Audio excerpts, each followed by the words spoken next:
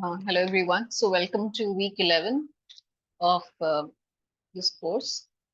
I'll just wait for a few minutes for everybody to join in. And until then, if you have questions, please type your questions into the chat box, or you can just unmute yourself and let me know.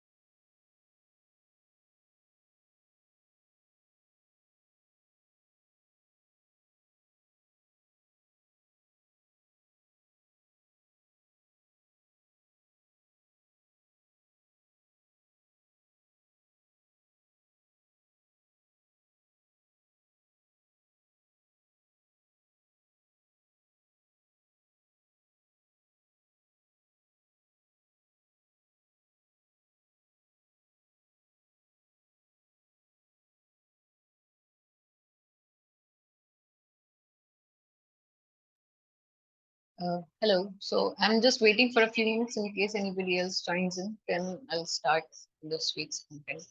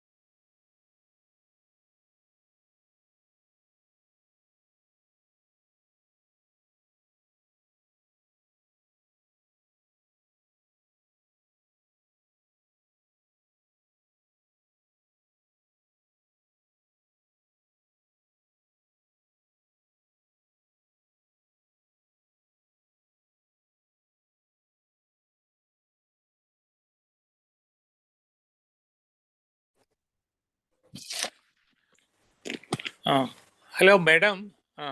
I'm Krishna. Um, since we are getting nearer to the exams, is there any way you can try to summarize and key concepts in the entire course? For example, I have been watching and reading, but there are a lot of things which I need to memorize. Okay. Um, for example, there's this product service systems has been covered in more than 1 week, more 2-3 weeks. It has been covered, and sometimes it is stressful to go through each and everything. If it is an open, we understand the broader concepts, but the things which we need to focus on, getting into depth. Okay, something we can, as a bird's eye view of the topics once again. Okay, that would help us. Yeah. So we can do that in the next class. So I don't think there's a whole lot to discuss in the next class actually.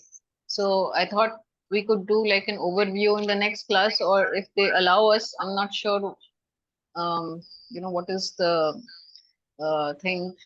I'll have to check with the NPTEL team. But if like they allow us, we can have a separate sort of review class itself. So that is what I had thought actually. Okay, madam. Yeah, it might be in case we don't have another separate class for review for exam, then we can just um, do it in the next class. But otherwise, that's kind of what we had thought, that we'll have a separate class. Apart from that, I mean, I can do the overview, but the thing is that I'm not the person who sets the exam or the course uh, quizzes or anything. So I don't know what you can possibly get in the exam. No, no, I'm not. No, no, as no, in, I don't have an idea about what is the criteria for judging the student's performance in the final exam. That's no, what I mean no, to say. no. I'm not asking, the model paper or exam kind of thing. No, But I understand. I can go over the review. I'm just saying that I can go over the review, but I don't have much idea of what kind of a paper you could possibly get. So I will not know much about that. That's all. So that other than that, like the overall course content and everything that we can do. That's not a problem.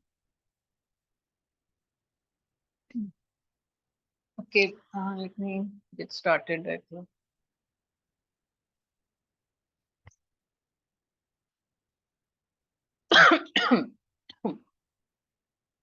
Okay, so this whole in this week, one of the main topics which is covered, sorry, is that circles of sustainability, and I'm not uh, sure how. It's not a very technical topic, so it is just basically from the um, website itself. So there's not like a whole lot to explain in that, but I can just go over it once.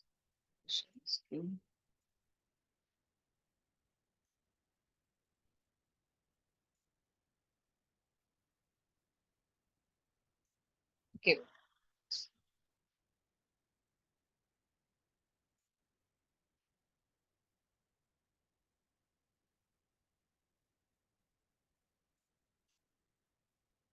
Okay, so Circles of Sustainability was just a framework which this institute has created, mainly so we can look at all the problems on a societal level. So a lot of times when we are doing, just design like for an individual or something like product design or something like that, then we tend to only focus on the individual and the individual's needs and the individual, maybe emissions or any other issues with sustainability.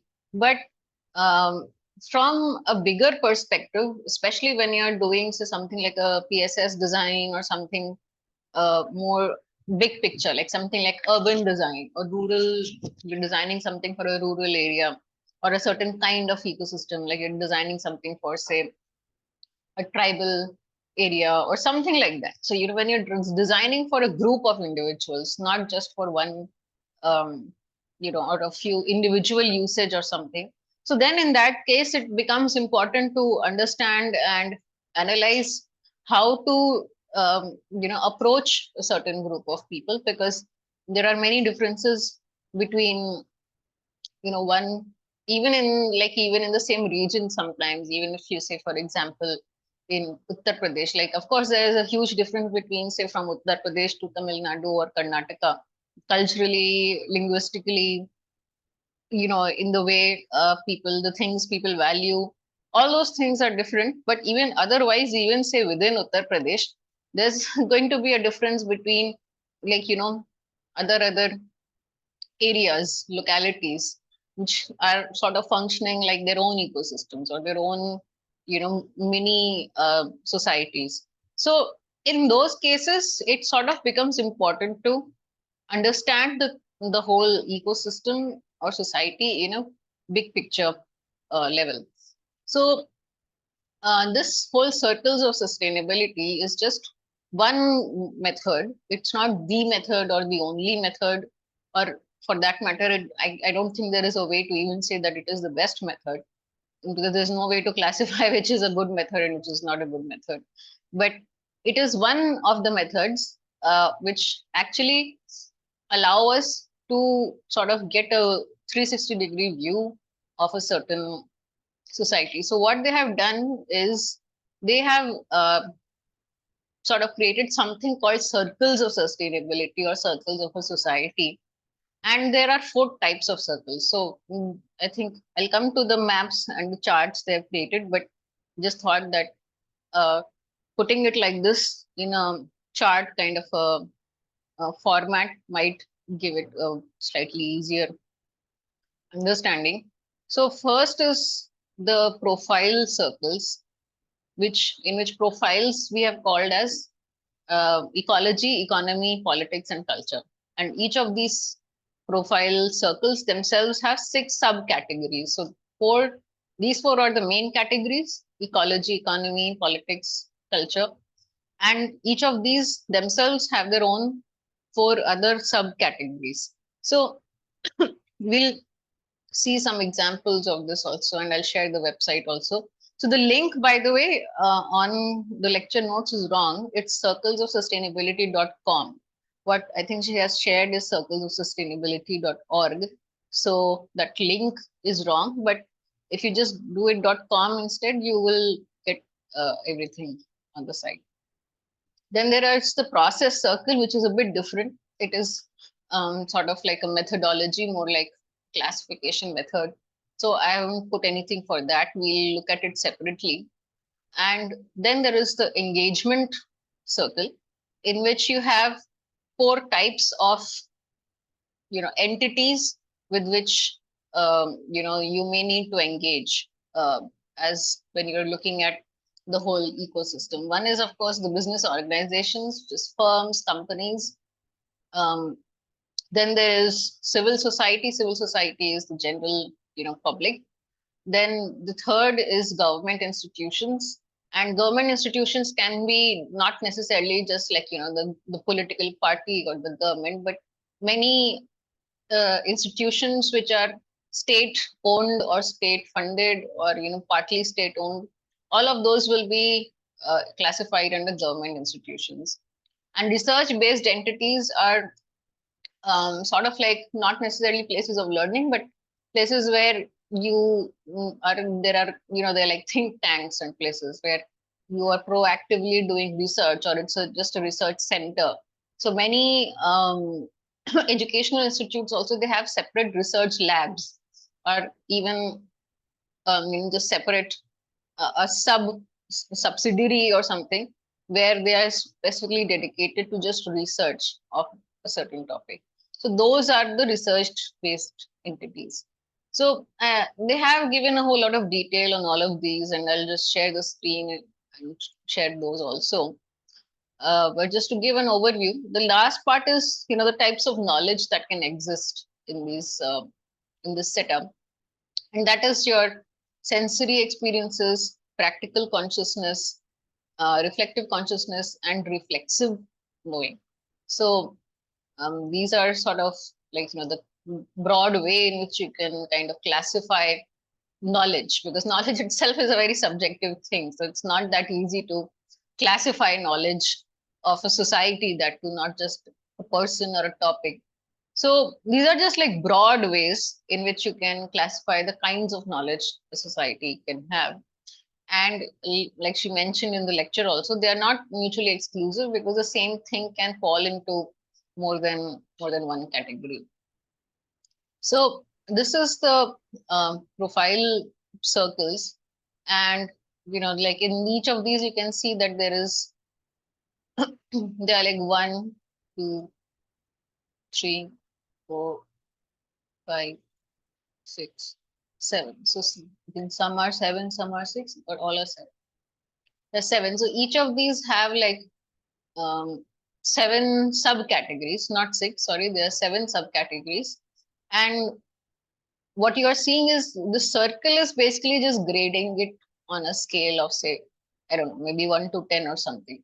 So you are basically trying to map the whole thing. If you remember in the SDO toolkit, we had something very similar, a radar diagram, and we had similar categories also. We had the sustainability thing on environmental and on the sociological scale. And we were again doing something very similar, where we had some subcategories, and in each subcategory we were trying to classify how much, where we stand versus where we want to reach, and how much our design can improve it. So here we're not talking about the design, but what we are doing is we are at least trying to get an assessment of um, how green or how red the circle overall is, because this is like the this is just a random diagram in which you see some green, some yellow, some red, but it can happen that in some places, like one zone is completely red, or yellow, orange, red, and another is still much better. Green is good, red is bad. So it's like the traffic light system here in terms of coloration. And when you map, so I think there's a map of New Delhi city also. It was not loading when I opened the site. Let's see if it loads now. We'll look at that. And similarly, you have the engagement circle. So in engagement, you have I think 4 subcategories in each. And again, you can see, you can assess how much your engagement is with each of these categories. And in knowledge, again, like some types of knowledge may be very less in certain societies, and some types of knowledge may be a lot. So you may see something like this, where this type reflexivity and reflection is green, it's very high, whereas pragmatic is kind of low. So Madam, can you differentiate reflexivity and reflection? Yeah, it's very difficult to do. I'll just share I'm just giving an overview. I will go over it once when I'll share the website, because this is just something they have defined. So, it's not like a universal or absolute system of mapping knowledge, but this is just the terminology they have used, reflexivity and reflection.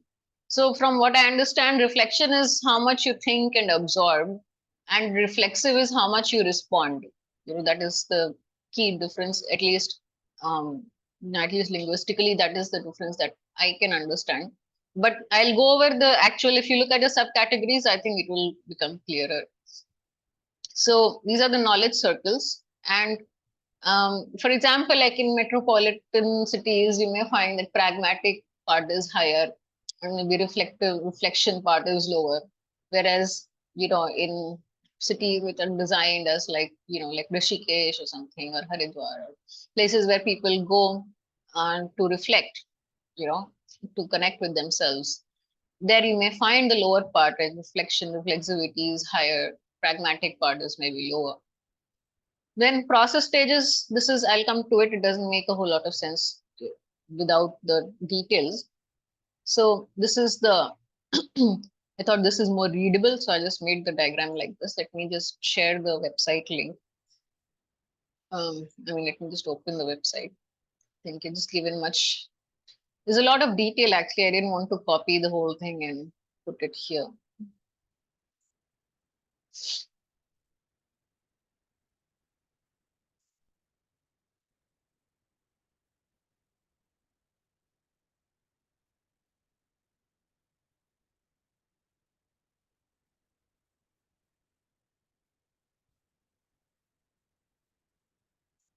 Okay, so I'm just sharing the web page from the website itself, from where she is taking all the content material. I didn't want to copy and paste. I thought it might be a whole lot better if I just share the whole thing. So sensory experience is what they're calling as feeling. Practical consciousness, like, hard facts, logical calculations, those type of things are pragmatics. Reflective consciousness is reflection, and reflexive knowing. Let me just come to that part. So reflection or reflective consciousness, what they're calling, is the modality in which people reflect upon their felt experience and practical knowledge. That's kind of what I said, like, you think, you analyze, and you decide whether it is, you contemplate whether, something was good or bad, or how you can change it, or, like, even like it says theoretical knowing. Theoretical knowing usually requires, you're thinking up of some theory. You're trying to think about how things happen, for instance. So that all of those type of things is what they call as reflection or reflective consciousness.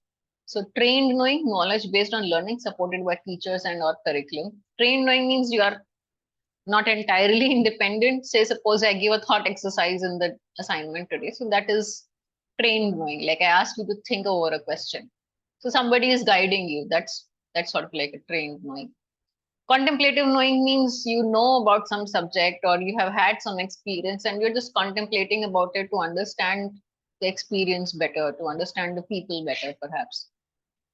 Analytical knowing is, when you are given with a certain problem or a certain situation, and you logically try to structure it, try to deduce things based on whatever you see or whatever the facts is that happened, but you're analyzing it, right? So that is analytical. And theoretical is when it's sort of like a little bit more, I don't know what they mean, but I think theoretical knowing is like, when you sort of understand things maybe like on a conceptual level, but not necessarily that it's the same in practice. Like, when you say, I know it theoretically, but like, for example, I know how to hit backhand in squash theoretically, but in practice, I'm not very good. So it's, I am actually not bad in backhand, but I'm just saying that theoretically, you can know something without being able to implement it, um, in practice. That is theoretical knowledge. In reflexivity, it's like a slightly more, what they are saying is a little bit more, abstract, where what they're saying is recursive knowing, where you knowledge that bears back upon itself and constantly interrogates the basis of its own knowledge. Like, for example, like for many years, I have learned some subject, like, I've learned, say, design for 20 years. And not today, like, I start to think about, everything we have studied till now. Does it even make sense? Is it of any real use? Is anybody really using it? So that is what is they are calling as reflexive. Like, you're going back and again trying to retrace and rebuild your whole knowledge or understanding of the subject. So like today, I know the principles of design or some subject or something. I've learned it, I've taught it, I have used it for many years, but I start to think about, does it even really, is it really true? Is it something which I'm entirely convinced about? And then I rethink and I retrace my steps and I try to again remap that knowledge and try to recreate maybe a new framework. That's how new innovations, new theories, creative work, that's how it happens. When you don't take things just as given, but you question it and go back to the basics, And maybe you could still come up with the same thing that, okay, now it makes more sense. Or you could come up with a different framework that, the framework we have used till now is now good. So now we want to come up with a new framework to do this thing, maybe in a better way, maybe it's more practical. Second is epistemological knowledge, which is like, knowledge about knowledge. Different types of, that is what epistemology basically is like, it is the study of knowledge itself. So that is again sort of like recursive knowledge, but meaning you are analyzing methods of learning or methods of knowing. Like, there is an entire field, epistemology, dedicated to just that. So that is kind of what what is the process of knowing or learning something. That is what they mean.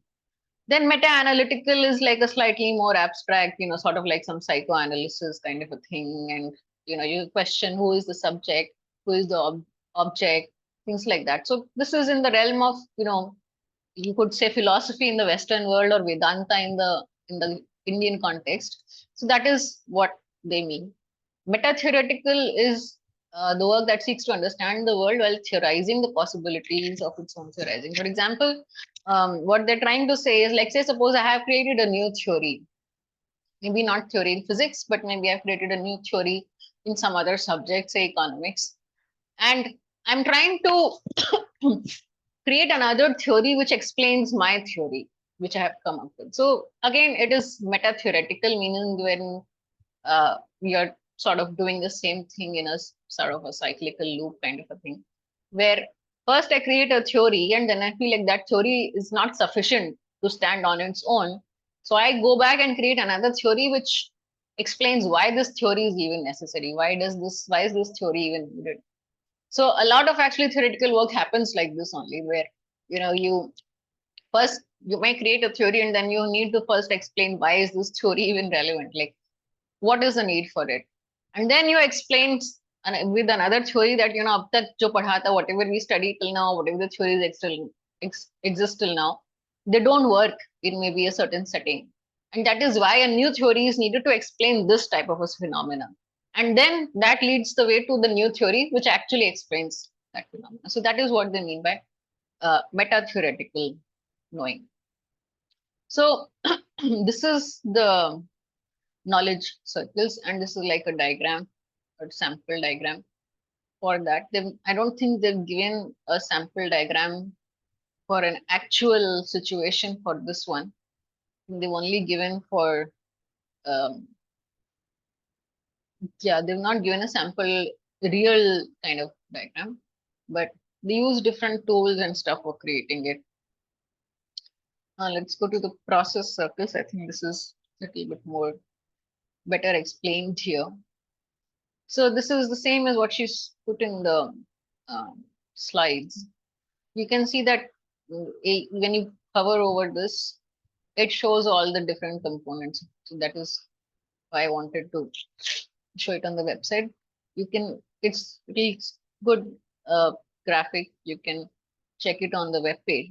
So this is basically what is the process for, in this case, I think they have sort of created it more from an urban design point of view, because their entire book, actually, the research work which they have done for this circles of social life and all, it's actually mainly done for urban design. So their book is on urban design. So which is where I think their research kind of carries the most relevance. So these are the pathways to guide practitioners through the process of making a significant impact on a designated locale. So such as a city, town, or urban region. So that is why this whole thing, the whole framework itself works better in a slightly a more bigger picture, like a city or a town, because it's more geared towards urban design. So urban design is kind of like a system design, but it's not necessarily as methodical as the system design we have studied. We do keep all those considerations in urban design, but I mean, we can't do it in that sort of a rigorous way as we do the PSS design. But broad principles remain the same. So what they're saying is that this whole process, it gives a broad management overview that can be used. So when your process, like your project is very big, like designing an entire city, like Chandigarh is a city which has been designed as a city. It was one of the only cities which were designed before they were built. All the other cities in India are too ancient and too old, and they grew organically over centuries. But Chandigarh is a new city which was actually designed by Le Corbusier, and then it was built. So you have some such cities, very few, but you could design an entire city. Like Auroville is also another city like that, which is a design city, not necessarily a city, but maybe like a small town. So this kind of a process is geared towards analyzing those types of projects which are way too big, which are very, very big, and they have too many steps and sub steps and sub steps in everything. It can be used to guide a focused and discrete project or to frame general sustainability plan. That includes many sub projects, right? So for example, like in a city, you may have like 10 different projects for sustainability, and each of those projects itself will have so many components, and those components may have some other subparts. So you can't do it manually without any framework. It's too mind boggling. And you will have a whole series of experts and a whole series of professionals and labor and everyone working on all of these. So you need a framework to analyze how to go about it and where do you stand in that project. So there, this framework actually makes sense. For our PSS design and all, I'm not sure how helpful this would be, but it's a good idea to understand this basic flow. So what they have done is they divided it up into, I think, 7 stages. 1, 2, 3, 4, 5, 6, 7. Yeah. So there are 7 stages, and each of the 7 stages has different phases, 4 phases usually, I think, in each. Yeah. And in each phase, they have defined what is the action that is needed to be taken, and what is the tool which they suggest you can use for that. Again, this is their suggestion, their framework. You could possibly use some other tool also, but they have actually created all these tools. So the tools you see mentioned over here: social life questionnaire, urban profile process, strategic interviews. Some of these tools are already available here. So you see peer review process, social life questioning. They have given the methodology for each of these tools here. And some of it, they just said that it's in this particular chapter in this book. Their book is Urban Sustainability in Theory and Practice. So a lot of these things you can find in the book. They're not given like in detail on the website, but I think they've given the downloadable file on the website. So the first step is commit. In this, of course, you have to first affirm to making a difference, like you actually do want to do something about sustainability in that particular setting, in that particular project. Then you create a management structure. Establish is, so the words actually by themselves don't mean anything if you see. So if you just see affirm, establish, choose, resource, they don't mean anything, because they've just taken the first word of every sentence and just put it there. But by itself, the word affirm, establish, choose is not carrying much meaning or relevance. At least that's what I think. So, but if you read the whole thing, it actually makes sense. Like, when you're saying affirm, you mean like you're affirming your commitment to, this particular whole mega project. Then you're establishing the management structure. Like, what establish what? You may ask. That's why when you look at the whole thing, it says establish the management structure. And of course, for a mega project like that, you will need a very detailed, very, very big hierarchy of an entire management structure, because there'll be so many contractors, so many vendors, so many subcontractors, and of course, many organizations will be involved, many tenders. So it requires a management structure. Then choose framing considerations. Within framing considerations, they've explained you choose a general issues, general objectives, and choose a spatial and temporal frame. Like, what is the issue you want to solve, and what are your objectives? You can define your own objectives. So again, this is very similar to the SDO toolkit we use, where we define the goals and everything. In this, they've also asked you to choose a spatial and temporal frame, like in terms of spatially, like locally, what is the extent of the project, and temporally means like in terms of time, like 1, 2, 3, 5, 10 years. So what is the time frame? And resource mean assign resources to the project, like what are the resources you need? Get a list of all the resources you will need. Then the next step is engage. Engage, of course, will mainly mean you're engaging all the stakeholders in this mega project. So consult is like, getting the constituent groups and individuals who are the people you need to consult. Then entrust collaborators and form a critical reference group. These are the people who will be a part of the whole creating the whole system. Then empower, of course, local communities because you're making it for them. And accord recognition to partners. So all this is just language actually. I mean, again, these words don't mean anything much by themselves. If you read the whole sentence, it kind of makes sense.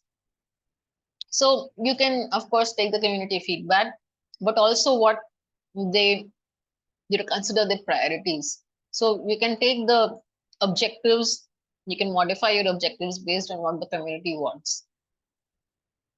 Assess is a very big category. I don't think it's necessary to go over all of it, but you basically determine what is the knowledge, resources, what is the documentation, what is the social context, what are the outcomes you want for your project in all of these things. Similarly, define is a very big field actually.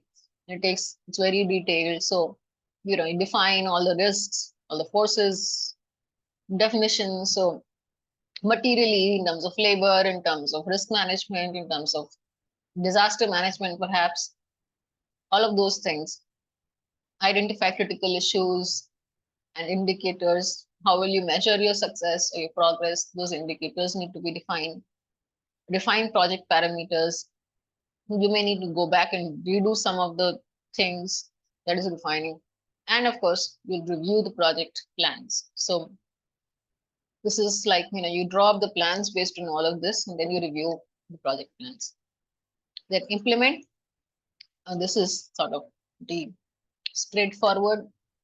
Measure is, of course, you require certain level of monitoring, certain type of documentation, and you kind of reassess a whole lot of things. So a lot of things which we did earlier, we reassess. So what they're doing is actually a lot of like environmental impact assessment. We do something similar in environmental impact assessment, where you first define the whole expected environmental impact of a project, and then you go back and reassess and redefine and recalculate.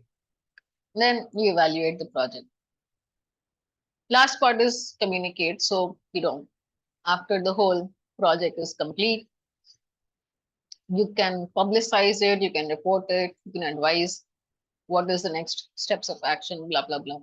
So this is just, like I said, this is limited relevance for us, I think, for designing PSS type of a thing, but in a mega scale, like a city or a township or something like that, this is kind of like the framework they use. So I think I've gone over all of these, right?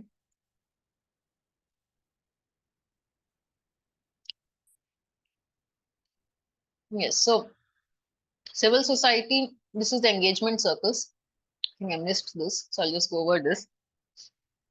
Civil society is made up of the general public, like I said, so they can be individuals, their own committees, their own societies, sub-communities. There may be many types of people from different cultural backgrounds.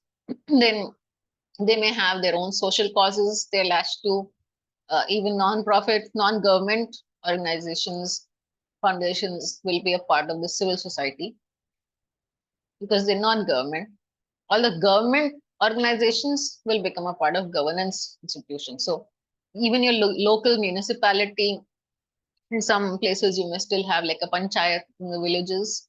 Those will also be a part of governance institutions. And then, of course, the proper state and central government organizations and the international organizations as well. So, just 1 minute.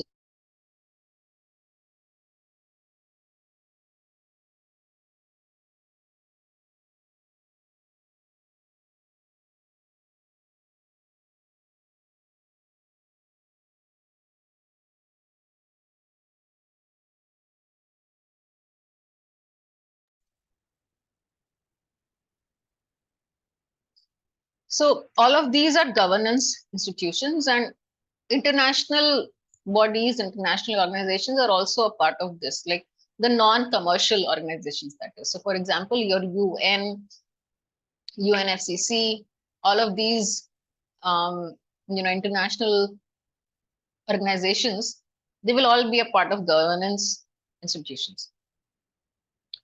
Business organizations are, of course, the commercial enterprises, which can be SMEs, which can be big corporations. It can even be cooperatives and state-run enterprises, which are commercial in nature. For example, like the PSUs, which are like some of the oil and gas companies, some of the banks, which are partly owned by the state, but they are commercial ventures. They will also be a part of business organizations. And there may be some non-profit and social enterprises, which are also classified under business organizations, depending on nature, character, objectives of the organizations. So last is research-based entities. So this is, like I was saying, research centers, institutes, universities, and colleges. So universities and colleges are not going to be part of the governance institutions because they're, even though they may be, some of them may be owned by the state, but they're not involved in governance. So that is why universities and colleges will be research-based entities. And then you have think tanks, research-based foundations. There are some organizations which are dedicated to research. Individual researchers and research centers, institutes, which can be privately owned or state-owned. So they are all part of research-based entities. So these are all the engagement circles. And these are the main four. Actually, if you see, if you want to classify any society into different types of entities, these are the four main entities always. There's rarely a fifth type of entity. So this kind of helps you classify any society, any group of people into different types of entities based on their objectives. This is primarily classified based on objectives and character. And this kind of helps you, bundle a whole lot of things, like a lot of allocation of space, allocation of resources, what kind of people are going to be there in that area. So, for example, if some place has a lot of educational institutions, you will require different types of resources, different types of sustainability criteria. If it's a heavily industrial city, it's going to be very different. Again, you will sustainability criteria itself will be different. Your goals will be different. So all of these make a big difference in the design level. So this is like, I think, a brief overview of the circles of sustainability part. So if you have any question, you can tell me now. I think I tried to cover everything. No, madam, please go ahead. Okay, so this part is sort of, I think, a little subjective. There's not like a whole lot to do in this part. I think circles of sustainability part. I don't know how much weightage it has in the overall, coursework, but it's just a good thing to understand how it works, at least to know what are the circles of sustainability. And I think the better place to learn about it is to sort of see this website, because it is much much better in terms of, yeah, this picture is not loading even now. I was trying to load the picture. Let me see if this looks.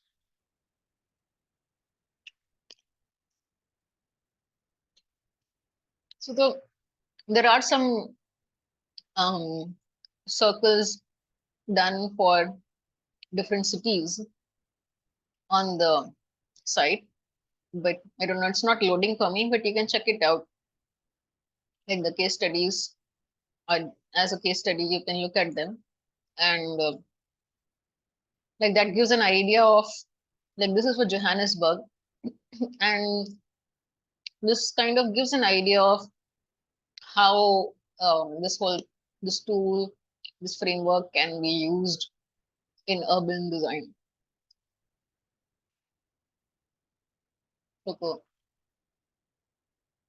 So this was, for example, used by the Department of Transport in Johannesburg, and they design an alternative bus transit system. And you can go through the case study; it will give some idea of like how this tool, the circles of sustainability methodology or framework, whatever you want to call it, how it can be actually used to implement sustainable design. So that might be a good place. They have something for Delhi also, but it's not loading. So this picture for Delhi is at least not loading, but they have given some basic analysis of Delhi and things like that. I didn't find this to be particularly useful, but I mean, it's an example.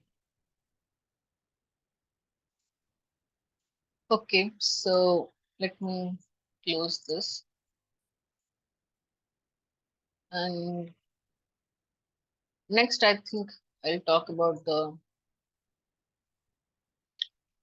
carbon credits, carbon footprint part.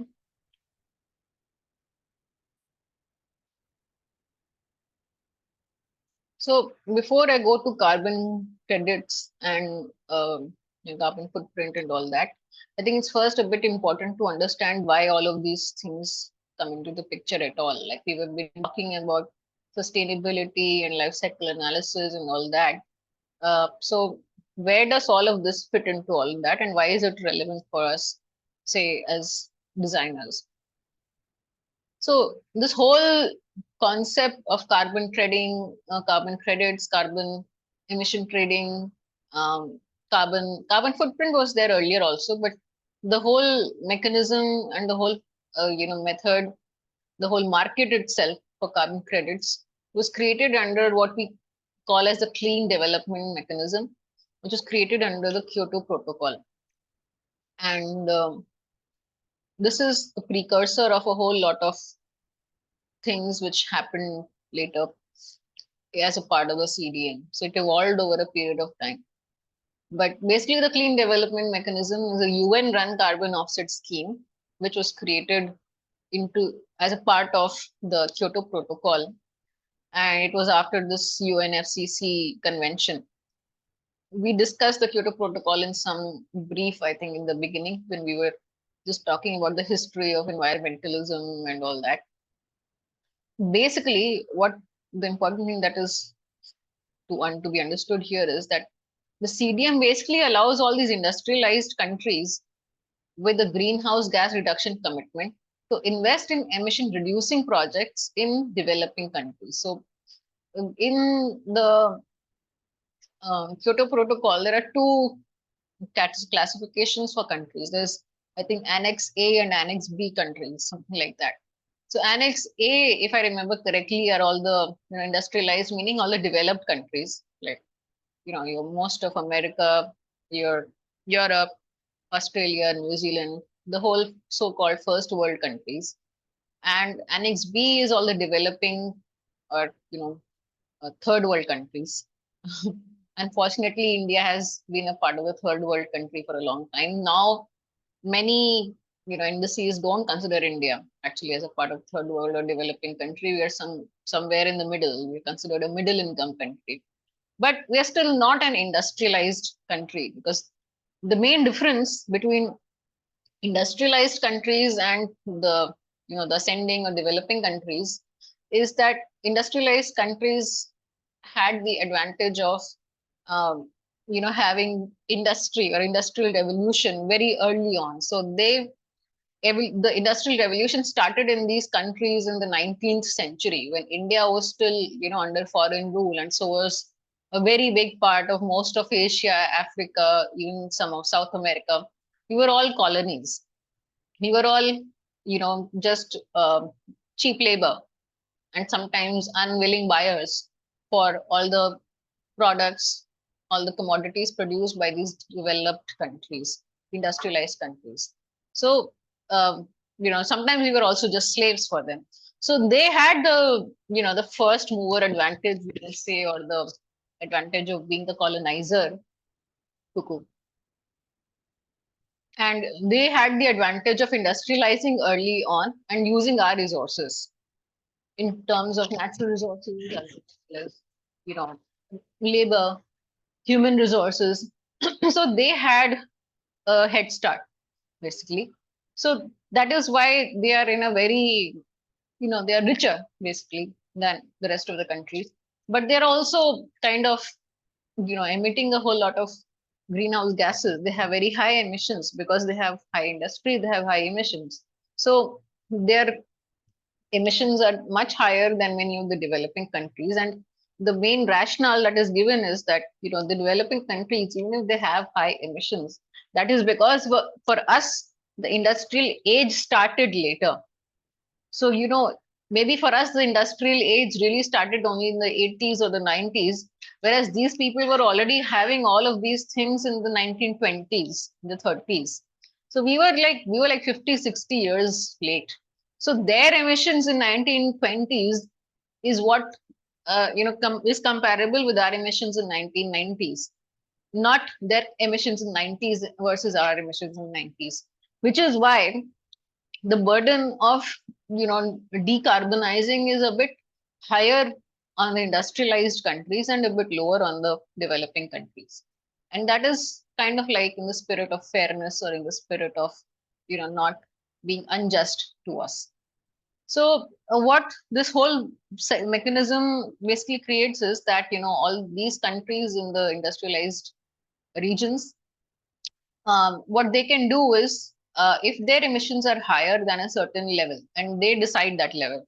So that is why when you have all these conferences and all these conventions, where all countries have to come together and commit their um, net zero agendas and the decarbonizing agendas, those commitments and pledges matter a lot, because then they're bound to that. So if they emit more, if they have emissions higher than that within a certain time period, then they have to actually buy carbon credits for that. And what I mean by buying carbon credits is, so for example, if they emit certain quantity extra, like X, above their pledge, so the pledge is say P, and they emit X quantity of um, X extra, they emit P plus X amount of carbon dioxide, then they need to sponsor somebody else who is sort of emitting less than that, like who's emitting X less. Let me just write this actually.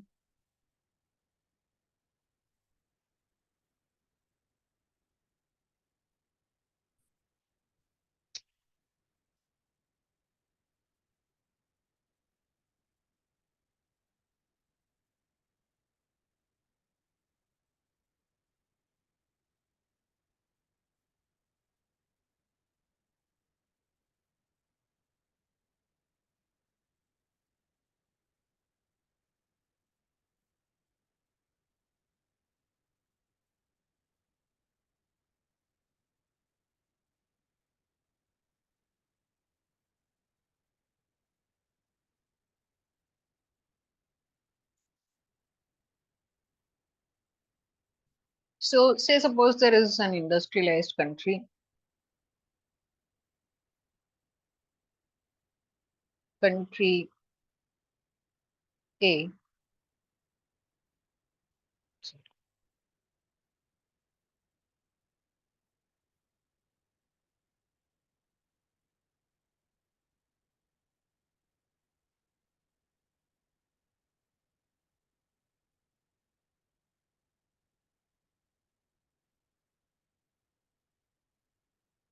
with pledge P and emissions P plus X. So when I say emissions, I'm talking about greenhouse gas emissions. What they have to do is that, till P, they're allowed.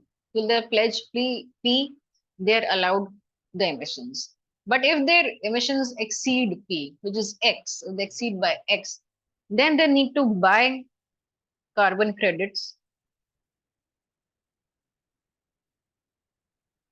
for X. So what they mean by buy from whom? They'll buy from some other country, B,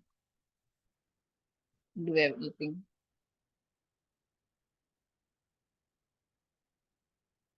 And country B will have X reduction in emissions. So when they say buy, they will give some money. For instance, say India, they will pay a certain amount of money to India, if say suppose it is India, and buy some credits C. You buy some credits C, which are worthy of some amount. The pricing varies, the pricing is different for every different market. And for that price, they will buy some credits for X, and then they can actually, fund some projects in country B from that money, which, say, suppose that money is C. And with that C,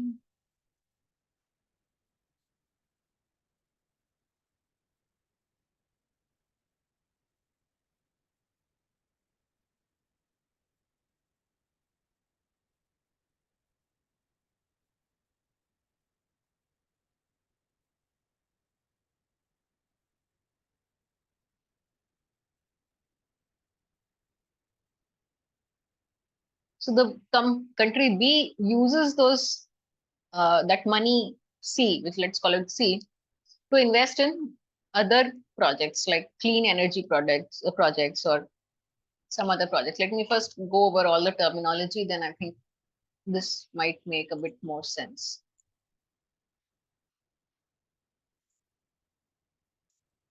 Okay, let's share this first. Okay. So let's first go back to what is carbon footprint, because I think this is kind of important. Carbon footprint, we discussed this earlier. It's basically the total amount of greenhouse gases emitted either by an individual, organization, event, product. It can be defined for anything actually. So for our understanding of our relevance sake, we are actually talking about, say, countries here. So the carbon footprint of a country is also something we use. So this diagram, for example, shows what is the percentage share of the global carbon footprint of all the different countries. And you can see the legend here. What is the key? This color is China. This light sea green color. This pink color, this color is US, and this is India. Then you have Russia, then you have Japan and Germany, so on and so forth. So if you see, India is contributing 6.3% to the world's total carbon footprint. China is contributing 27.2% and US is 15.6%. And in the same diagram, they have shown the percentage of world population also, just for understanding, like for example, China. This is a bit old, slightly old diagram. This is not a recent diagram. This will change because I think India may have reached at least China's level in percentage of global population now. But anyway, this is in a slightly older diagram. China has 19.9% of the world's population and emits 27.2. US has 4.5% and emits 15.6. And India has 17.5 and emits 6.3. So, you kind of get a sense of what are the per capita emissions for each country. And so on and so forth. It's like all the other countries in the scheme. So this is basically a representation of, what is the carbon footprint of different countries. But we already studied what carbon footprint in the in the real meaning is and how it is calculated and all that. So what we're trying to do is we're just adding up the number of emissions in every step or every part of the process or in every aspect of a life cycle, or if you're an individual, your daily routine, if you're a product, for your whole life cycle. If it's an event, it's from the beginning to end of that event. For a country, it's of course the overall total of the net emissions of that country. So this is basically carbon footprint. Moving to carbon credits.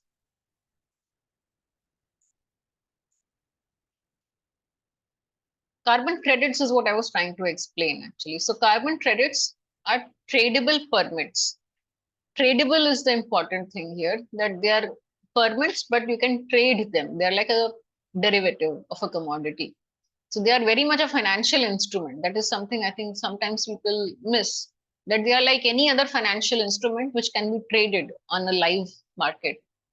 Like how you have shares, you have futures, all these other, assets which you can trade in a market.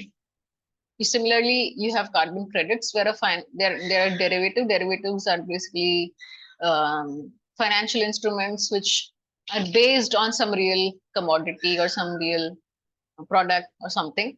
And that's kind of like how they derive their value. Like you have these, nowadays you have these gold bonds and things, right? So it's not actual gold, but it is actually, it's a derivative. It's based on the value of gold. Based on how gold goes up and down, the value of your bond also goes up and down. Like something like that. I'm just giving a very rough idea. So carbon credits are sort of like that.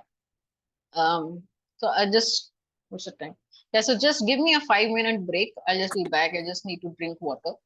And I'll explain this part a little bit more, and then we'll come to the whole CDM and the Indigo example she gives. So I'll just be back in 5 minutes.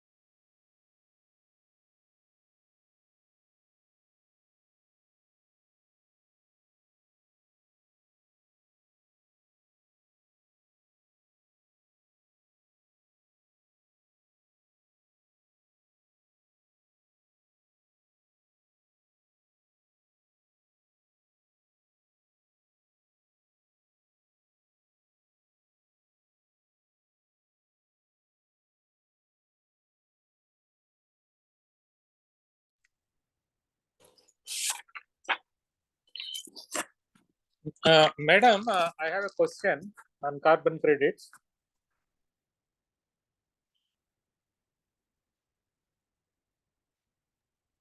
Yes. Madam, can I ask a question? Carbon credits? Yes, yes. Yeah. See, I have been hearing it, so please correct me if my understanding is correct. For example, if I start a renewable energy industry like a windmill in India, okay, and generating electricity using wind power, and for that I can get some credits, which is and those credits I can sell it to any company which is polluting in the world. Correct? I'll come to that. Let me first explain what it is. Your question has a little bit of detail to it. So let me let me come to the details of it in a bit. Let me first explain what it is. Sorry. Am I audible? Yes, yes, madam. Okay, I was trying to do something else, but anyway. So, like I was saying, they're tradable permits, and what happens is that, say suppose this particular industry, this particular firm. So, say suppose this is a firm. I'm not talking about countries right now. Say suppose this is a firm A, and they have emissions. They have same kind of thing. Their permitted level of emissions is E.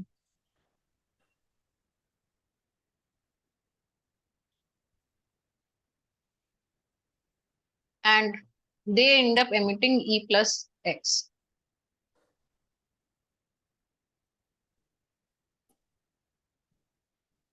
So for X, what they can do is they can buy a certificate, or sort of like a certificate, which states that they have bought X amount of credits. So one credit Is 1 ton of CO2. Yeah, Correct? is equivalent to 1 ton of carbon dioxide equivalent. Not CO2 alone, but carbon dioxide equivalent. 1 ton of carbon dioxide or equivalent. So if it is X, so they can emit X tons of carbon dioxide equivalent. So for X tons, they will buy something like a certificate, which is this thing. This is the carbon credit. And for this, they'll have to pay a certain amount. So that amount they will pay to these projects. So these are, say, suppose this is a clean energy project. This is, say, suppose reforestation project. And this is some other, tribal project where they create some other sort of carbon sequestration or use better management practices.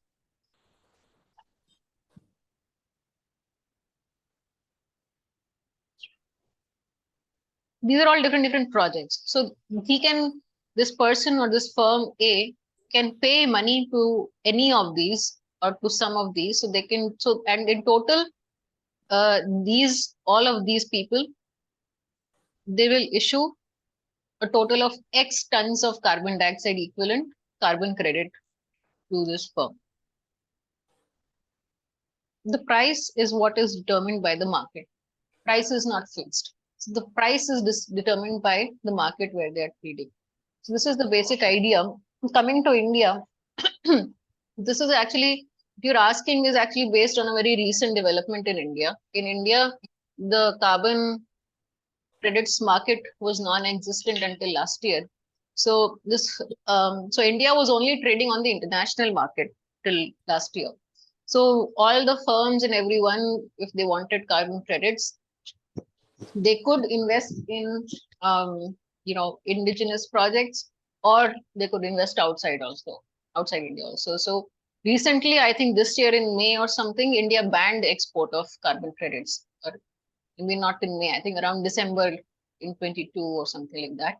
But very recently, India was not having their own national carbon credit trading market, like an official portal or market where they do that. And it still hasn't come into effect, but they have kind of passed the legislation which will enable that carbon trading market creation. So we still don't have the market because these things kind of take time. We don't have like an official portal per se, but because India has banned exporting of carbon credits, what that means is that now Indian firms, if they want to buy carbon credits or if they want to invest in some clean energy projects, they have to invest in Indian projects. They can't invest outside India. So in India, basically the Ministry of Power is responsible for identifying the designated consumers and all of that, and who, like, this whole mechanism, by the way, is called cap and trade. The formal term, I don't know if it's there in the slides anywhere, but the usual terminology which is used for this, at least in economic terms, is called cap and trade mechanism, where you cap emissions of any entity, like a country, a firm, or anybody. And beyond that, if they have extra emissions, then you trade that. So this is a cap and trade mechanism. And they give these certificates or these caps to people. So the targets and assigning them specific carbon emission targets, this job is done by the Ministry of Power, and it is centrally, I think, managed. And there are at least 1451 projects across India which generate these carbon credits. So up till 22, from 2010 to 22, you can see 34.94 million carbon credits were traded by India.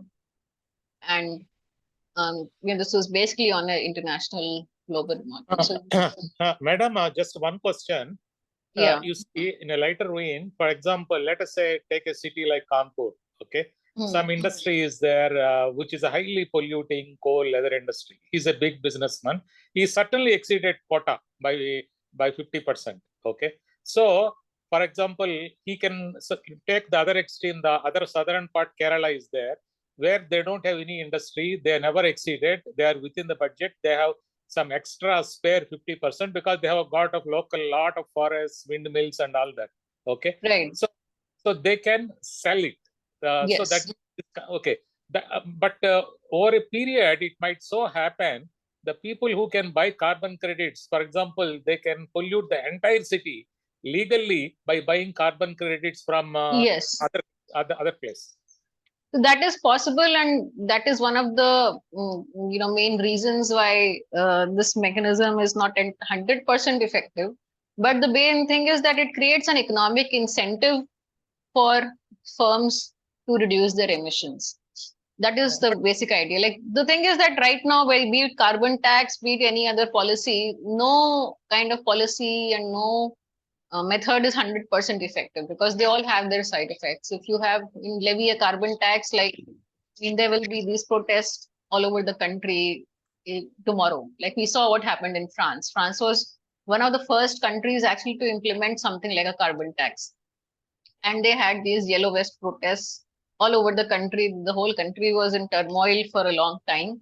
And that is kind of where the world leaders realized that this tax cannot be implemented like this. Either you need to change the way of implementing or the amount or whatever, because in some countries energy is already very expensive. So basically the meaning is that you cannot implement any kind of brute force measure to reduce emissions, because it does not work. It will not, you will lose election. So no leader will want to lose elections just for reducing, and you can't reduce emissions in 1 year, 2 year. It has to be done over 10, 15 years. So if you lose elections, any leader, I'm not talking about any one country or any one leader, but if any leader, they eventually lose elections, then their policy is anyways going to fail, because the next person is definitely not going to implement that unpopular policy. So cap and trade mechanism is, the criticism is that, yes, it gives people a way out, like it gives people a way out of reducing. But over a long time, if you see, the pricing is what the control mechanism is pricing. So over a period of time, say suppose the value or the price, not value, price of say one carbon credit goes on increasing. And the more they are in demand, the more the price will increase. So that is kind of how people, and I'm not saying people in the sense of individuals, but firms, big industries, they will eventually start to see that it might be eventually more cost effective for them to reduce their own mechanism, to invest in their own R&D to bring down their emissions rather than paying this amount to somebody else. Because to them, eventually, even though they are supporting a clean energy project somewhere or something, still a cost. If you are a Tata or a Birla, it's a different matter. But even in Tata and Birla, it's not like these industries are always floating in profit. They also need to do their their basic accounting, and a lot of times they find that perhaps they can benefit. And see, the thing is, it's not a do or don't do thing. So suppose your emissions are E plus X, right? And you think that it might be beneficial if you, out of this X, maybe X1 you can buy credits, and X2, instead of buying credits, you invest in R&D in your own company. So this is also they can do. So they can reduce the number of credits they're buying. So it is like, E is what they're allowed out of the X which they're exceeding. In the next cycle, next financial cycle, they decide that they will buy X1 amount, where X1 plus X2 is equal to X. So they will buy X1 carbon credits, which is lesser, and X2 instead they'll invest in their own R&D, so that 5 years later, they may not have any extra emissions. So what they do is invest X2 in R&D. So 5 years later, X is equal to 0. This is an optimization problem, actually. It's a dynamic optimization problem. And this is exactly the type of problem which firms solve. So in this current financial cycle, they have no other option. They can't suddenly reduce the extra emissions. So they will pay X. And that X can be a very huge amount, because the bigger the industry, maybe their paying capacity is higher, but their emissions are also higher. So they will pay a huge amount X today. Maybe even the next year they will pay. But after 2 years, 3 years, they will realize that that X is getting more and more bigger and bigger cost, because the price might be increasing. So then what they will do is they will solve this kind of an optimization problem, where they will consider their emissions 5 years later, 4 years later, 3 years later, all that. They will sum it up, and they will see what is the right amount to invest versus what is the right amount to buy in carbon credits. And then they will solve this problem. It's a dynamic problem, actually. So I know how to solve it, but it is beyond the scope of this classroom. My work is actually in this kind of research only. So this kind of is the mechanism by which they reduce emissions. Because like you were saying, in the short term, 1 year, 2 year, 3 years, it looks like a free pass to these firms which are emitting.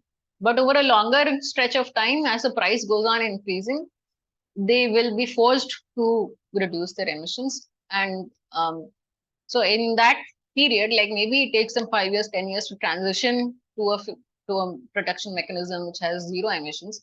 But in those 10 years time, they will at least be spending money in some other clean energy projects also, so that the net emissions of the whole country are not increasing.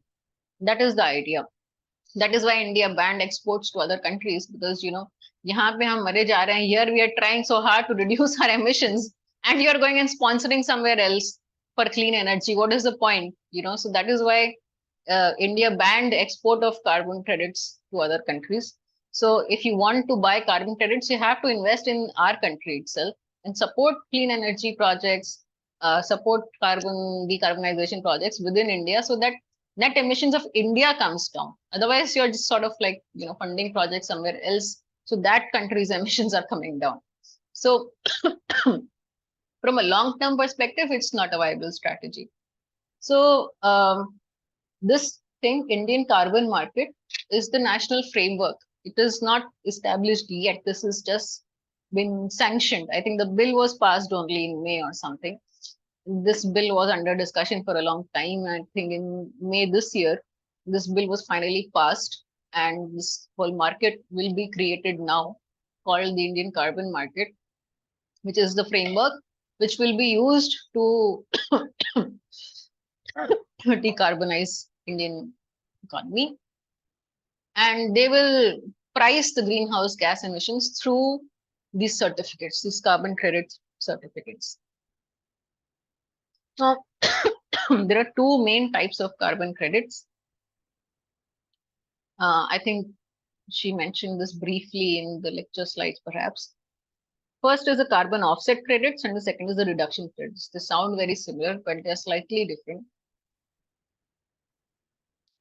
Offset is, for example, you emit, A is emitting X, and B is basically doing some other project, some clean energy project, some windmill, solar, something, eliminating the need for X.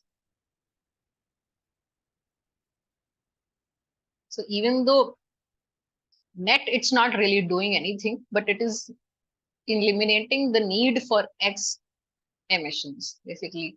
That is carbon offset.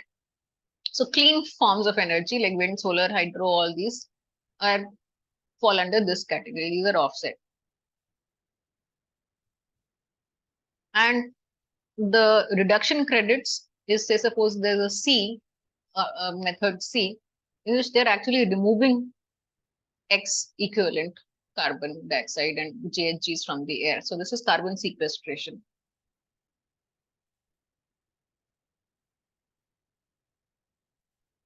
This is reduction. So reduction is when you're removing carbon or other GHGs from the atmosphere through what is called as sequestration. Sequestration is the name of the process by which you can sort of absorb carbon dioxide and other methane and other gases from the atmosphere and bind it into a carbon sink. A sink can be something like an ocean or the soil or these rainforests. They're all carbon sinks. That is why reforestation is so important. That's why loss of Amazon forest is so important, because Amazon is not just a biodiversity place, but the Amazon forest is very huge carbon sink. So madam, I understand Amazon forest is sink, but you said the sea also is a sink. I could not understand how the ocean is a carbon. It's a more of a technical thing. In ocean, basically, the carbon dioxide from the atmosphere, through a natural process itself, keeps getting absorbed into the ocean, and it exists in other kind of matter you find inside the sea. So that is natural process. There are some ways in which you can sort of accelerate or advance that process. So if you just Google it, you will probably be able to find it. But that is why like loss of marine life, loss of ocean, etc. is also a big problem, because there are many organisms in the ocean, there are many types of sea life which kind of bind carbon dioxide into other types of matter inside the ocean. So any kind of method. So this is where all the innovation is needed. Actually, there's very less innovation done so far in sequestration carbon to the ocean. It's a bit more difficult, for example. It's not that simple. You need a whole lot of technological innovation for that. But that is where investment is basically needed, that we come up with easier, simpler ways in which we can sequester. But the problem is, okay, the ocean absorbs carbon dioxide, but it destroys the marine life. That creates another problem. No, it's not about destroying marine life. So the process I'm talking about is not destroying marine life. Like there are other organisms within the ocean which absorb carbon dioxide. So if you destroy marine life, then you are actually destroying the capacity of the ocean to bind carbon dioxide. So the more you support marine life, actually, the more you are sequestering carbon dioxide. It's the other way around. Okay. So same thing with soil also. Yes. Yeah. But the oceans are finite, right? We cannot grow oceans, so there is nothing we can add more oceans. No, like that is not a scientific statement. ऐसे तो soil भी एक ही इतना ही है ना, land भी limited ही है. but we are still innovating and trying to sequester carbon dioxide back. So the technological innovation is how you can support marine life, or what kind of marine life needs to be supported, or what kind of other processes can be used to bind carbon back into the ocean safely. That is Okay. where research is needed.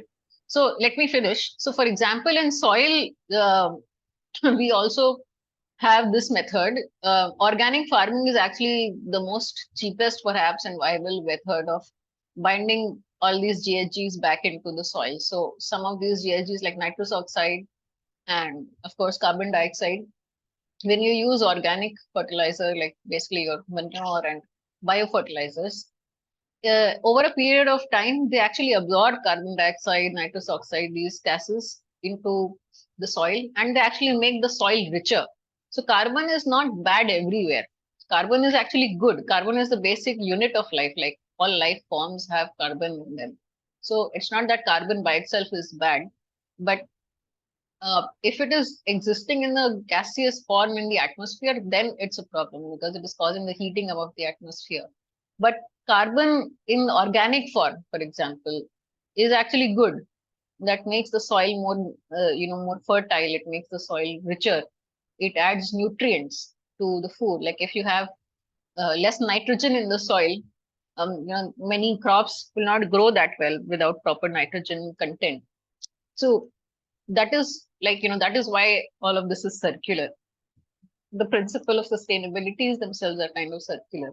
So the soil thing is achievable through organic farming is one method. There have been many other innovations through which they have tried to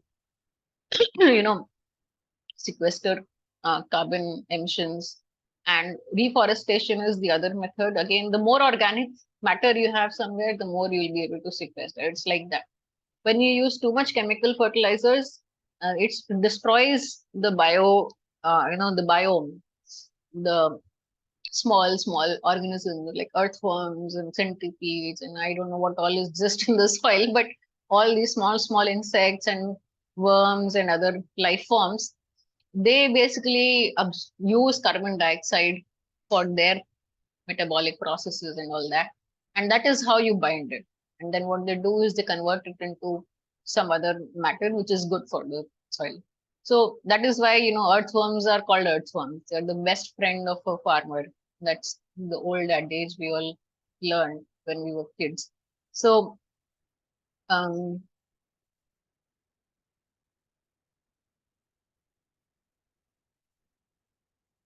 so for example, like here, this is sequestration is the term we use. And there is carbon, there's another term called CCS, carbon collection and storage. I think it's not mentioned here. CCS is a very common term used in many places. You'll see it in all this. If you see, there are many projects funded by some millionaires and all also who are trying to support CCS, which is carbon collection and storage. Means it's the same thing, but that is the usual term they use nowadays. So these are the different processes. So carbon reduction credits apply to projects where you are directly, reducing by carbon sequestration, etc. Offset is when you are creating clean energy, which is eliminating the need for those exemptions. So this is just two types of credits, and they both are traded. They're both traded in the market.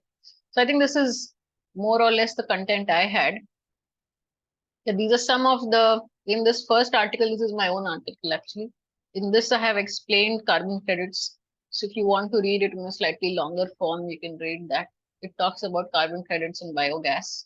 And biogas is one of the ways in which you will be able to buy carbon credits in India. So this mechanism has only just come into India. So it'll take some time to take off basically. But once the whole market gets created, I mean, people are still trading right now, but it's not that popular, it's not that common and all that. So, it will take some time for the whole um, mechanism to become an established part of our economy. Once the market comes into place, like a whole lot more players can easily find projects where they can invest, they can easily find places where they can buy. Maybe, the price may also be affected depending on how many buyers and how many sellers are there, things like that. So it's a very interesting phase for decarbonization in India. It's a very, very growing field. A lot of work is needed to be done. So any other questions you have, I can take that up now. Madam, in general, if I see at a macro level, the major carbon emitters are due to coal and fossil fuels, apart from felling the trees for wood and paper. Okay.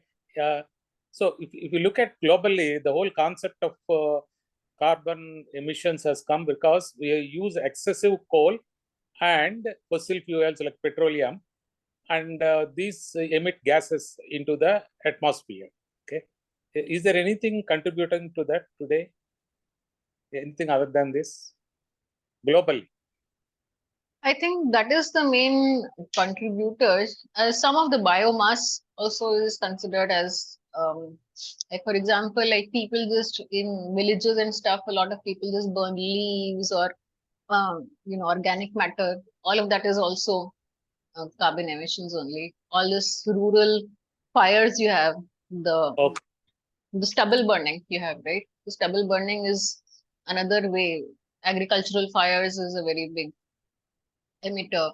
Then fossil fuels, as in petrol and diesel, will also be included in that. So that is going to cover vehicular pollution also. So all the emissions from vehicles, commercial, uh, individual, all of that. Okay. Okay. So anything that is any carbon which is getting into atmosphere is not good, but the carbon which is getting sequestered into the soil or into the oceans is a negative, is a good, right? Yes, yes.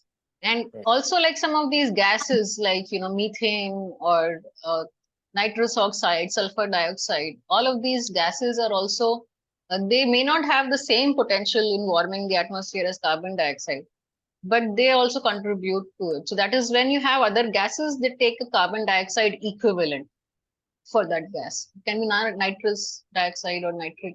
I don't remember which nitrogen oxide is the main polluter. I think it's nitrous oxide, but any nitrogen dioxide, I think, yeah, NO2. NO2 is one of the main pollutants also. So all of these gases also add up to greenhouse gas effect. So But they are also included. yeah, another thing in the context of eco-friendliness, apart from use of fuels, these okay, the plastics, for example, we use excessive plastics. So there is a movement to reduce the usage of plastic because plastic is not biodegradable. So does that directly affect the carbon emissions or reductions? No, right? I don't know. I'm not sure. I don't think so because plastic is another type of problem because it is a major pollutant for other areas of life, like land, soil, water. Now you have microplastics everywhere. Even a lot of the water we drink has microplastics. And because there's so much plastic everywhere, a lot of people have started finding, you can find microplastics in the bloodstream of people, which is kind of hard to even detect. It's like a toxin, basically, right? So it's from, I think it's mainly from health perspective, but you do have these big, what do you call this big plastic dumps in many cities and landfills, these landfills. So these landfills in all these cities and in the ocean, there's an entire island in the ocean where all the countries in the world have dumped their plastic. This, you should look it up. Let me see if I can find it. So Yeah, so it is more like contributing to public health and marine life rather than reducing or adding to CO2, adding to carbon. Yes. Okay, okay, man. Right. So this is it's called the Great Pacific Garbage Patch. I'll just share the screen and show you. It's just something interesting to know. Let me stop this screen share.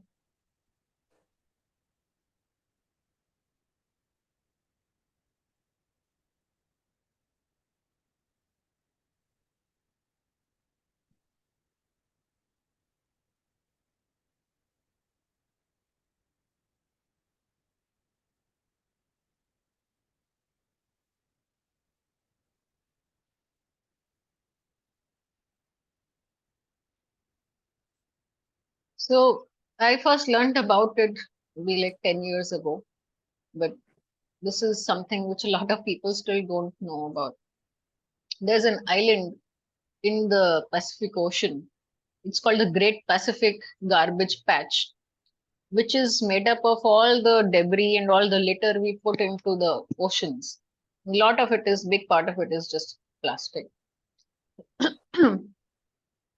This is the location. This is the picture. This is the kind of item you find over there, mixed in with microplastics and larger pieces of plastic. So you have all these, countries which have huge chunks of plastic. So India has a lot of plastic, but there are so many countries which have a much higher use of plastic, and they still don't even think it is necessary to reduce the plastic consumption. Like US still hasn't banned single-use plastics, and they use plastics like anything. So they have, a lot of these countries, these first world countries, they export their garbage to developing countries like India, Indonesia. I don't know which other country, but I know India and Indonesia are there. There are some other first world countries also, which literally accept their garbage and keep it here. I think they pay the countries something, but basically they're just exporting their garbage to all these first world countries. And this is kind of why you have so much of garbage in India. And India's garbage is increasing. Let me see. There's a better picture here. This is not that great a picture actually. I was looking for that island picture. It's very good island picture.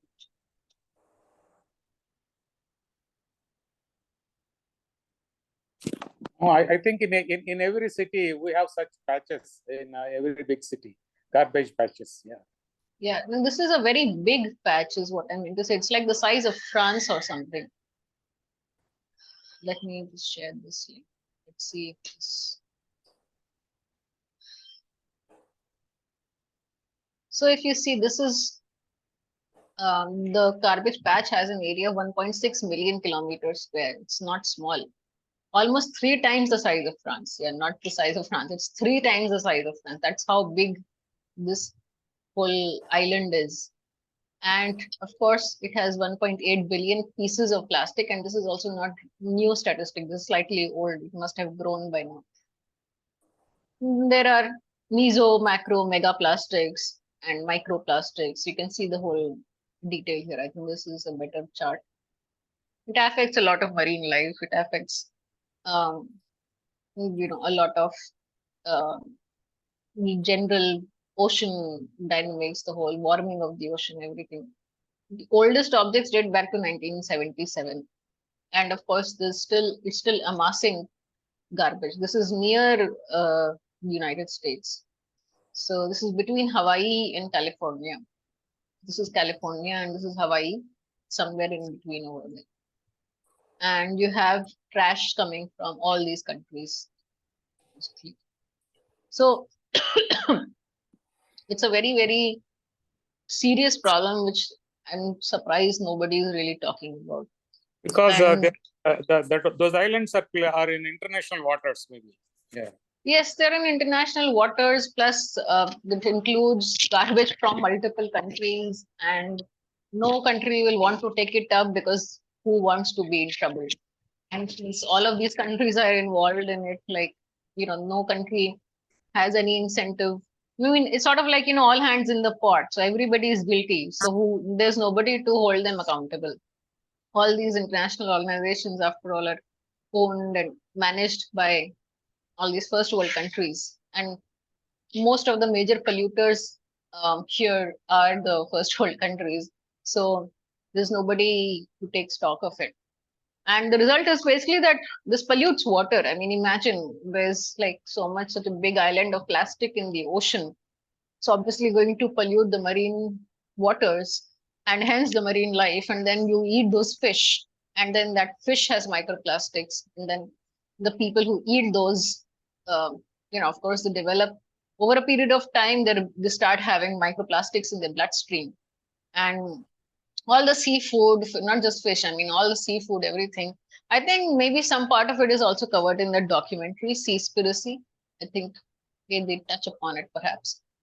So basically, this is a very big environmental issue, maybe not related to emissions, but focus of the world right now is only on emissions. So that is where all the investment in terms of research and everything is going. There's not enough research happening in the world of plastics and other I think issues. maybe except Europe and particularly Germany and the US is against, right? I think when the Trump administration came and it retracted that Yes, agreement. they pulled out of the Paris Climate Agreement. They're like, it's not necessarily, I mean, it's a very political issue. So every government tries to see what they can do best um,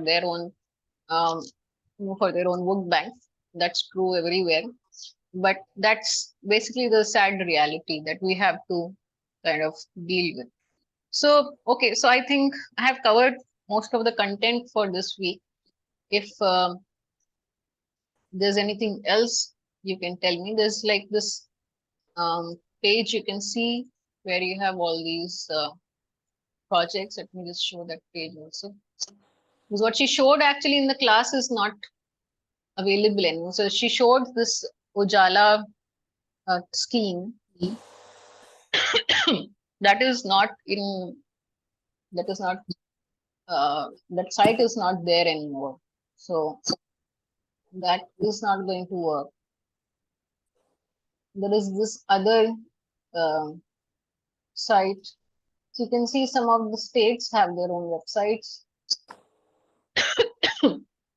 and they have their own guidelines. And this is the one, the project activities. This is the CDM main site by UN. So if you want to see more about the clean development mechanism, you can read here. It gives the details. Carbon emission reduction is what is called a CER. What we're calling as carbon credits is basically the same thing, certified emission reduction credits, the CER credits, equivalent to 1 ton of carbon dioxide. This is all the basic detail about it. And if you want to see what are the pledges and what are the targets of different countries, you can see those here. So the reason why they developed this is, just wanted to speak on that also, that earlier there was another issue. I think it was the sulfur dioxide poisoning or something, cap and trade, which worked in controlling, the sulfur dioxide. So earlier there was a similar mechanism. It was called it was in the US, and in the US I think it was in the 70s or something, the 80s, 90s. Yeah, it was in the 90s. Sorry, not that old, but basically they had very high sulfur dioxide emissions, and because of that they were having a lot of other problems with the climate, with the weather, toxins in the air, all of that.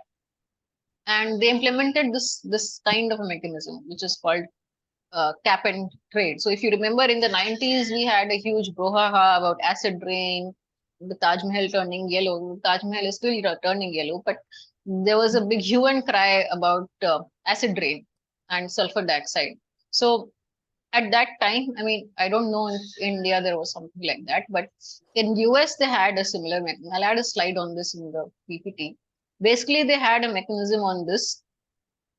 It was a similar kind of a cap and trade program, which was, as a part of their Clean Air Act, I think. And they allowed people to trade emissions and, to bring down their emissions and things like that. And the idea was basically the same type of a thing, that they wanted industries to start moving away from these toxic emissions and things like that. But the fact remained that that actually worked. So that program was the first one implemented on a large scale for controlling emissions. And that program actually worked. So that problem, I mean, it was not, no problem is 100% solved, but the severity of the problem reduced a lot, which is why we don't hear about it anymore. And I think based on the success of that program, they formed this, carbon emission reduction program, the carbon credits program. And that is why you were asking me that it is not, it gives people a free pass and things like that. And that is true, but in the end, in a longer time period, similar mechanism was seen as working. That is why they sort of use this in this way. So you can see this is a whole lot of literature on this. We have, carbon capture and storage and market, non-market mechanisms, blah, blah, blah. There's a whole lot of detail here. And those projects. Madam, just one final question. Of late, I'm hearing that among the fuels, petrol and diesel, they claim that diesel, particularly the low sulfur diesel vehicles, diesel is a more green fuel than petrol in terms of emissions. Okay. In fact, the Germany also claims that diesel vehicles are less polluting than petrol vehicles, for the simple reason that they burn more at a high temperature, with emit less emissions than a petrol. Okay. I don't know, but in Germany they say that they use more diesel than petrol. I'm not sure of it. I mean, from what I know, also diesel has lesser emissions. That is why people prefer diesel cars. It gives better mileage also. So that could be another reason, because it has higher mileage. So you're using less of it also for the same kind of distance. So and that may be so, but at the end of the day, the problem is it is still coming from non-renewable source, and you still have emissions. It's not zero. So it's not like in the long term, it's not that viable. Yes, yes. So you can. Yeah. For example, even for electric vehicles, we have to charge the electricity. If it comes from a coal-based power plant, Yes, then it does not make any sense. Yeah. Yes. So we have to use EVs, the problem is they're just not adding extra emissions, like they're not adding vehicular pollution, but at the end of the day, if it is coming from coal-based electricity, then we are still back to square one. We still have emissions somewhere else. That's all. It's just not here. So and in India, that is a problem, because we are still not meeting our energy requirements. So so the more green power plants are hydroelectric, and they say uranium, the nuclear power plants, they say more green because they don't make any emissions. Right. So I just wanted to show this site. You can see there are a lot of projects in India also under this clean development mechanism. You can see it category by category. These are all the different categories. I've just selected reforestation. So you can see a lot of projects in a lot of developing countries, and some are in India also. And you can see the date when they started the projects. So many of these projects have been started in 2015, a lot of them in 2015, some in 19. Oh, sorry, this is Colombia. So yeah, these are all 15. It's all under UP government. So there's like a lot of stuff you can check on the internet. To see more of relevant news, I think it just helps remember things better instead of just going through the slides and stuff like that. So, okay, so this is all the links for these sites are there in the slides, the PowerPoint. I'll share that after the class. I will upload the slides. And I think that's pretty much it. So in the next class, I will cover, whatever is there in week 12. Plus, I will try to give a simple overview of the whole course. I mean, it's not enough to do it in 2 hours, but just a brief overview from different parts of the coursework. And I don't know if you'll have time to go over some sample questions or something, but let's see what I can cover. No, not required sample questions, Okay. but basically covering all the contents page, explaining each topic in few minutes. Okay, that's 1 or 2 minutes. Just Okay. overview, so that we all relate to the entire course, how Yeah. each one is related to the other. Yeah. Okay, sure. Okay, Yeah, we can do that. Thank you very much. All right. So I'll end it here, and I'll upload the lecture slides in a bit. Okay. All right. Thank you. Sure.